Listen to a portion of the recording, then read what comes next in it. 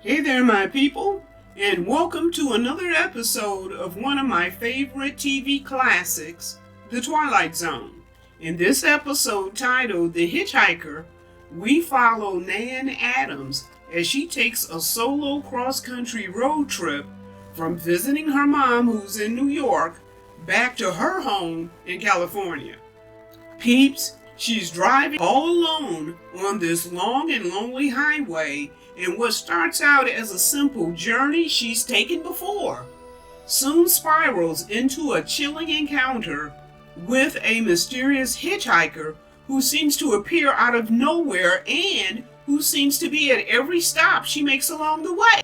Okay, there you have the setup. Let's dive in. The episode opens with Rod Serling's standard type introduction.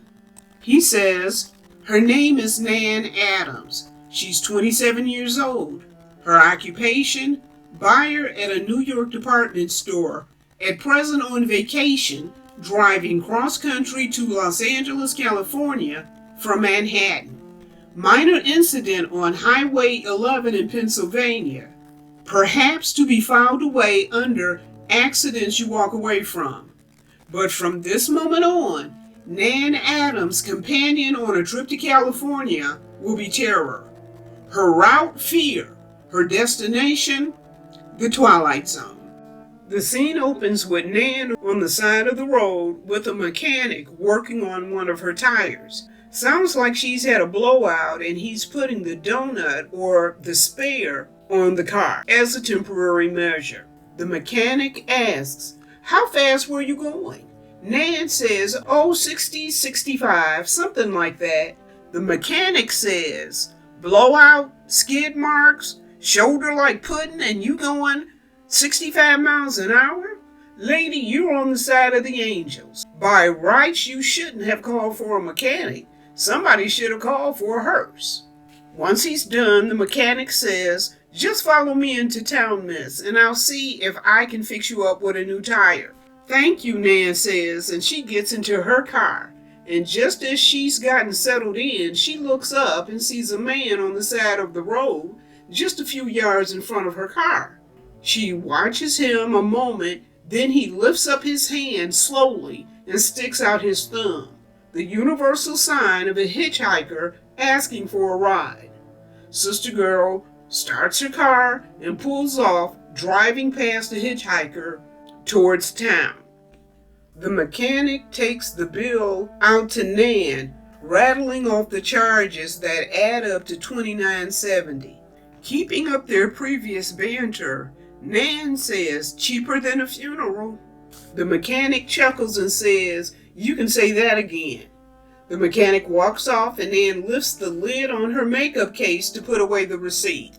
The makeup case comes with a mirror on the inside of the lid, and Nan sees the hitchhiker in the mirror's reflection. Surprised, she slams down the lid. The mechanic steps up to her, saying, here you are, miss, change for your 220s. Continuing, he says, I checked the other tires for you and they look okay. Noticing Nan's expression, he asks, anything wrong? Nan says, no, nothing's wrong. I was just looking at that hitchhiker. The mechanic looks around, not seeing anyone. What hitchhiker? He asks. Nan turns to look across the street, and he's gone. He's gone now, she says. I guess he got picked up. Probably, the mechanic says. Funny though, Nan says, continuing. I saw him a little while ago, while you were changing the tire. He probably got a lift right after we passed him, the mechanic said. Probably, Nan says, distracted. She latches her case and says to the mechanic, thank you very much for your help. It's okay, miss, the mechanic says. Have a nice, safe trip. And he walks away. Nan stands there a moment, peeps, and you can tell she's just the slightest bit off, like she's been unnerved or rattled, and she can't shake it off. She gets into her car, starts it, and pulls away out onto the street. Well, that was a jump scare. Oh, buddy. So Nan is driving and we can see that hitchhiker by the road, his thumb in the air. She noticed him because we see her looking over her shoulder at him. Nan's driving, caught up in her thoughts, saying to herself, I saw him again 50 miles on, and then again on the long straight stretch of Virginia, just standing there, not menacing really, if anything drab, a little mousy, just a shabby, silly little man, silly little scarecrow man. I shouldn't even think about him at all, but it's the coincidence of the thing. The fact that wherever I go, there he is. And as she's thinking this, Nan pulls up to what looks like a rest stop, and the guy literally comes out and sticks his thumb in the air, right there in front of Sister Girl. And what does she do? Hey, she takes off. Continuing in her thoughts, she says, no matter how long I drive or how fast I go, he's always ahead of me. Okay, now, that's just downright spooky. He on foot. You in the car. It looks like you both going in the same direction. But some kind of way, you always see him ahead of you. Okay, you know what? I'm not like mathematical, but if there's like a mathematical genius out there, if you could extrapolate, because I'm curious now, if you could possibly extrapolate this thought, and you know what, peeps, you can do this. Smart peeps out there, y'all can do this. Remember the old math problems? If Tommy and Susie were both at the train station, and Tommy train came in, and then Susie train, it was some kind of weird math thing that you could figure out. Well, okay, if somebody out there, and then put it in comments where, okay, now y'all know I'm old, so you got to put it in comments in a way I can understand. But if you can possibly explain how this guy, logically and literally, is ending up ahead of her. He on foot, she in the car. Okay, I got momentarily distracted with that. But let's continue. Nan is still in her thoughts, and she says, I'm on a turnpike now. And peeps, you can see it's starting to get dark out. Nan is looking all around, this side to that side, and she says, I don't know why it is I'm frightened. A fear just as vague as its object. Maybe it really isn't a fear, it's more just a sense of disquiet. A feeling that things are just a little wrong. It's vague because that's what this hitchhiker is. He's vague. I wonder why it is he's always there. Next we see Nan at a diner. She's sitting with a map spread open on the table. Now, that's old school, peeps. When I was young, I'd go to AAA. Come on, some of y'all remember this. And you get a map and some triptychs, right?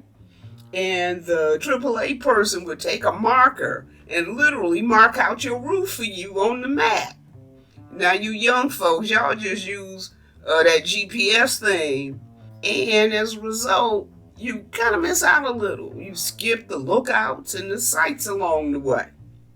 Now, Nan is still thinking about that hitchhiker, and she's saying to herself, I wonder why I can't shake him.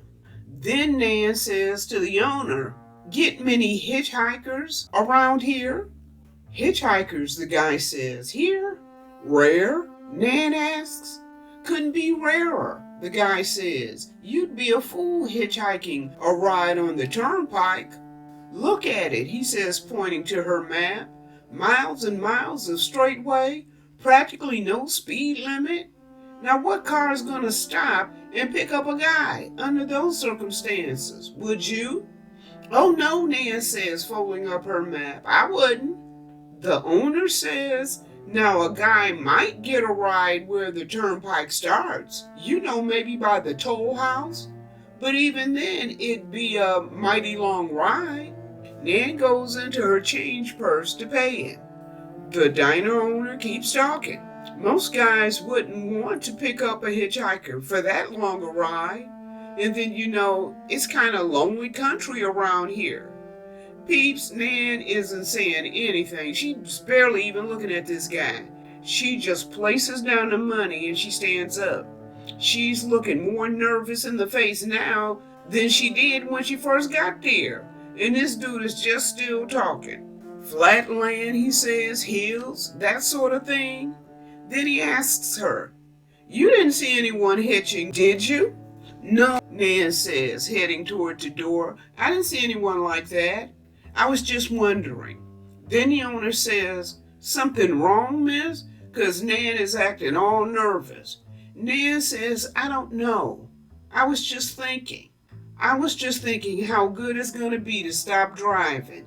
And she's saying this, Peeps, as she's backing up and she's still facing the owner and she's talking.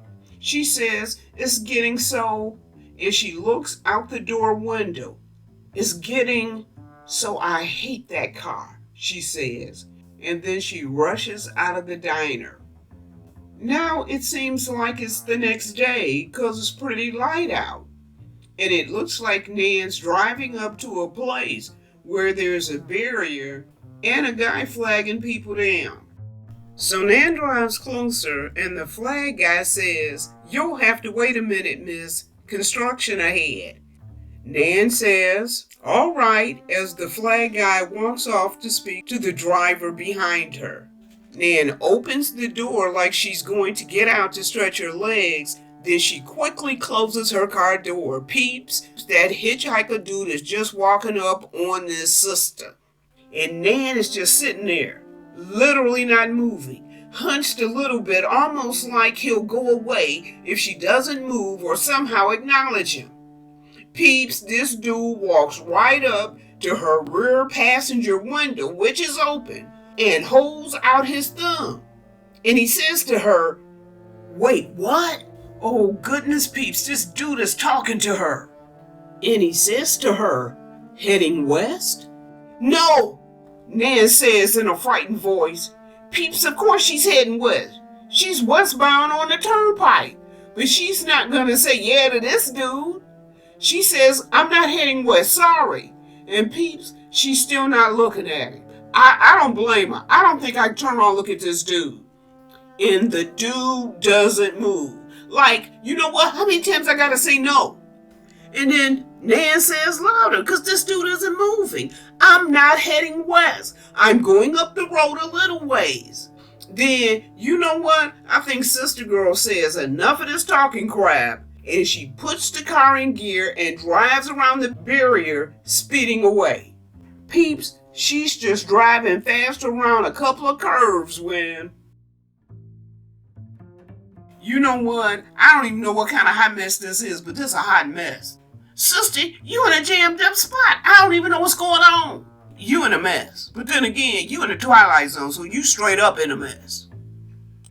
It looks like Nan may have gotten off the turnpike because she's at a railroad crossing and the bells are ringing, signaling a train is coming.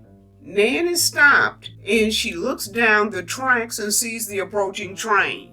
Then she turns to look at the way ahead, and there's that dude on the other side of the tracks. Now Nan looks down the tracks at the train again, as if she's gauging where it is, and how far away from her it might be. Coming to a decision, Sister Girl floors it in an attempt to get across the tracks before the train shows up. Peeps, that chick ain't halfway across those tracks before that car stops on her. It stops on her right on the tracks. Nan tries to start the car, but it's making that can't turn over noise. And all the time, that hitchhiker dude is just standing there with his thumb in the air. Now the train's horn is going off, and Nan is still trying to get the car to start. And that guy is just standing there staring at her. I don't know why this child don't just get out of the car, because that train is getting closer and closer. Peeps, this train is almost on this car when she finally gets it started. She hits reverse and backs it off the tracks, and the train just speeds by. Now Nan is sitting there shaking, closing her eyes for a moment, and when she opens them, She looks across the tracks in front of her, and the hitchhiker is gone. Nan is thinking in her head, saying, now fear is no longer vague. The terror isn't formless. It has a form. He was beckoning me, she says. That thin gray man in that cheap, shabby suit. He was beckoning me. He wanted me to start across. He wanted me to expire. I know that now, she says, with this weird look on her face. I don't know what to do now, she's saying to herself. I don't know if I should turn around and go back to New York or if I should go on ahead. Remember, peeps, she's heading to California. Stabbing little thoughts, gorging at my brain, she's saying to herself. Ugly, frightening thoughts. She's closing her eyes, saying, projections of tomorrow and the next day, driving through plains and driving through the desert, unspeakably, nightmarishly alone. Girl, you need to get back on that turnpike and not get off. I know I'll see him, she says.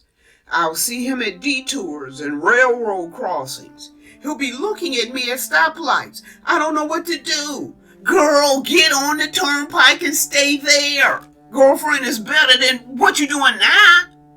Okay, you can't keep doing what you're doing now and expect a different result. If you off the turnpike, look, my vote is get back on. I don't know what to do, she says again. So peeps, and she seems to crumble as she's saying, I just don't know what to do. Oh, that poor kid. Next we see that Nan is back driving. She's coming out of a tunnel and there he is. She drives past him, then looks back at him before turning back to the road.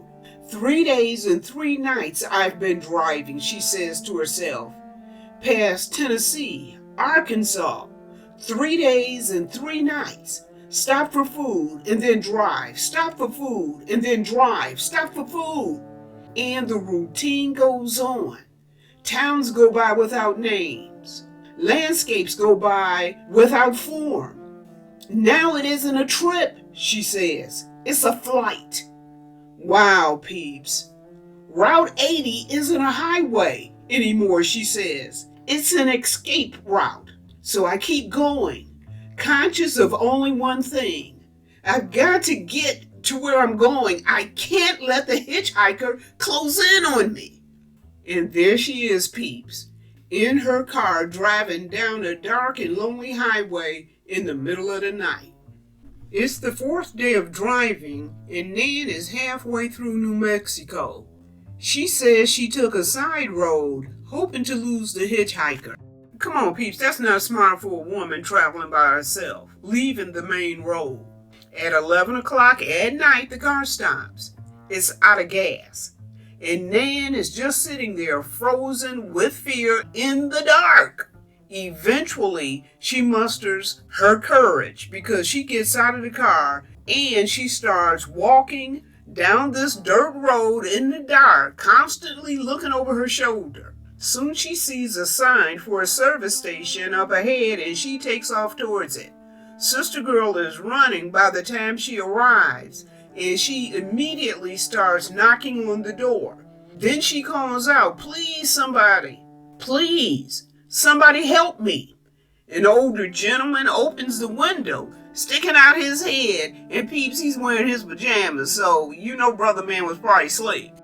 Yeah, what is it? He says in sort of a gruff voice. Nan rushes to the window. What do you want? He asks. I'm out of gas, Nan says. My car's down the road just a quarter mile or so. The guy says come back in the morning and we'll fix you up. And this doofus goes to shut the window. Really? And what's she supposed to do? Sleep in the car? Sleep in the bushes? I can't believe this dude. Nan says, I can't stay here all night. I have to have some gas. Lady, the man says, it must be past midnight. Nan says it's only a little bit past 11. The guy says, well, we close up around here at 9. And then he goes to close the window again. And Nan stops him. Please, she says, I've got to have a can of gas. I can't stay there by myself. Then she tells him about the hitchhiker. She says, there's this very suspicious looking man. And the guy asks, what was he doing? And Nan says nothing. He just stands there. And she says, I've been seeing him all the time. He just stands there and he doesn't do anything. I think he's trying to rob me. Then this knucklehead has the audacity to say, well, if he does rob you, come back here and I'll call the sheriff. Really, dude? This robber cut off this chick and leave her in a ditch. And you don't even care. Then this dude closes the window while Nan is crying and begging, please help me. And he pulls the curtain shut and he walks away. Poor Nan's just standing there boo-hooing away when... What are you doing out so late? You work here? This your place? Peeps, what a stroke of luck for Nan. She tells the soldier she ran out of gas. She says she's just a little ways down the road, but the owner won't give her any gas. The soldier says, I saw your car. And Nan asks if he lives around there. He says no, he's on his way back from leave. He's headed back to his ship, he says, in San Diego. Now, peeps, remember, Nan is headed for Los Angeles, so they're both literally headed in the same direction.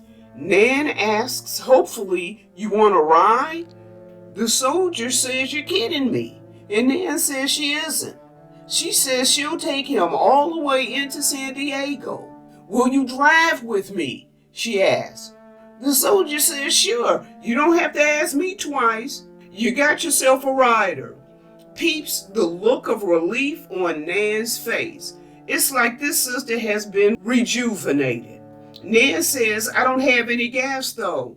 And the soldier says, we'll fix that right up. Have you tried the people here? Nan says she tried, but the man's in bed. The soldier says, well, let's just get him up out of bed. And he starts banging on the window and shouting, hey Pops, you got some customers out here. And peeps, we see Nan exhale a sigh of relief. The next scene we see is the pair back at the car. The soldier tosses his bag into the back seat and he has a gas can and he goes to the rear of the car to put the gas in it. Then we see the pair driving and making small talk. Eventually, Nan asks him if he hitchhiked much. He responded, back and forth on leave mostly. It's kind of tough in this open country. Trucks are all right, they'll pick you up, but you have trouble with cars. Most people in cars won't pick up hitchhikers at night. Then Nan gives him this serious look and says, I bet if you get picked up in a fast car, you can go places. As fast as, say, another person in another car. You following her, peeps? She's trying to figure out how the hitchhiker seems always ahead of her. Maybe being picked up in a car going faster than she is. Maybe not stopping for the brakes she's stopping for.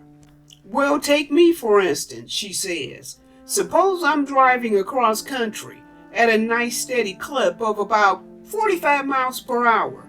Couldn't a fellow like you, standing by the road waiting for a lift, beat me to town after town, provided he got picked up in a car going about 65 to 70 miles an hour? Couldn't he? I suppose. The soldier gives her a look, and Nan tries to laugh it off, saying it was just a silly little idea. They're riding a few minutes more when Nan's expression changes, and she literally steers the car towards the shoulder of the road. There's a tussle going on for the steering wheel, with finally the soldier being able to keep the car from going off the road. The soldier says, what's going on? What's the matter? Nan says, didn't you see that man? Who? The soldier asks. The man, Nan says. You must have seen him, the one standing beside the road. The soldier is shaking his head. Honey, I didn't see anybody, he says. There was nothing there.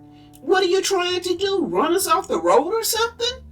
The thin, gray-looking man, Nan says. I didn't see anybody, the soldier says. Lady, you must be overtired or something. I didn't see nobody. Nothing. And she's got him rattled now. I saw him, Nan says aloud, but it's like she's saying this to herself. So they start out once again, but in only a few minutes, Nan is trying to steer the car towards the shoulder once again. And once again, the soldier has to take control of the steering wheel. Once the car is stopped, the soldier turns to her and says, "Look, lady, maybe you need to let me drive." Nan says, "You must have seen him that time." The soldier is shaking his head saying, "I didn't see anybody." "What were you trying to do?" he asks. And as plain as day, Nan says, I was trying to hit him. I thought maybe if I could kill him, I could make him stop. Well, that look says it all, peeps. Party over, brother man out. The sailor is edging towards the door and Nan asks, "Where are you going?" Okay, girl. No place in particular, brother man says. "I'm gonna go any place that puts distance between me and this automobile." "Please don't go," Nan says. "I don't know what came over me." The soldier says, "Look, lady, I'd like to get back to my ship in one piece, and driving with you is a lousy guarantee I'll make it." He moves for the door, and Nan is grabbing at his arm, shouting, "You just can't go."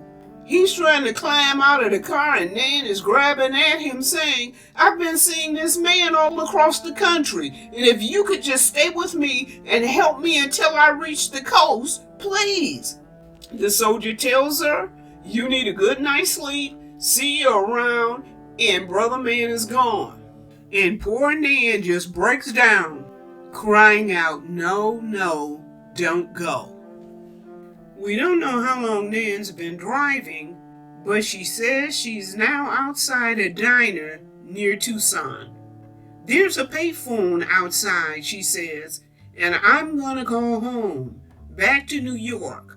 I'll call to my mother so I can speak to someone familiar, someone I love, someone to bring back reality to me. Just a voice, a warm, familiar voice, so I won't lose my mind." Nan puts a coin into the telephone, dials the operator, and gives the operator her mom's telephone number. The phone on the other end is answered, and Nan immediately says, "Hello, Mother." The voice on the other end says, "This is Mrs. Adams' residence. Whom do you wish to speak to?" Nan says, "Who is this?" And the voice says, "This is Mrs. Whitney." And Nan says, "Where's my mother? Where's Mrs. Adams?" The voice says, "She's still in the hospital. A nervous breakdown." "A nervous breakdown," Nan says. "There's nothing the matter with my mother. What do you mean, a nervous breakdown?" Well, it's all taken place since the death of her daughter. Death of her daughter? What do you mean, the death of her daughter? Nan was killed just 6 days ago in an automobile accident in Pennsylvania. A tire blew out and her car turned over. Wow. Nan is just standing there, and then she says, "Very odd. The fear has left me now. I'm numb. I have no feeling. It's as if someone's pulled out some kind of plug in me, and everything, emotions, feelings, fear, is drained out, and now I'm a cold shell." Nan looks up and says, "I'm conscious of things around me now. The vast night of Arizona, the stars that look down from the darkness. Ahead of me stretch 1,000 miles of empty mesa, mountains, prairies, deserts, and somewhere among them, he's waiting for me. Somewhere I'll find out who he is. I'll find out what he wants. Just now, for the first time, looking out at the night, I think I know." Nan opens the door and gets into her car. She shuts the door, then reaches up and pulls down the visor. "I believe you're going my way." Well, there you have it, my people. The Hitchhiker. This is one of my favorites. It's not scary like Terror or Ugly Monsters, but it has an unnerving thread that keeps you as much on the edge of your seat as it does the character in the story, which I love because it pulls you into it and it makes you emotionally invested. The fact that Nan was no longer in the land of the living was a great twist of an ending and classic Twilight Zone. I hope you enjoyed it, and as always, subscribers, I'm grateful for your presence. You too, my viewers, and please think about becoming a subscriber. Like and leave a comment if you wish, and I'll answer. Now y'all be good to one another. Be kind to yourself. Until next time.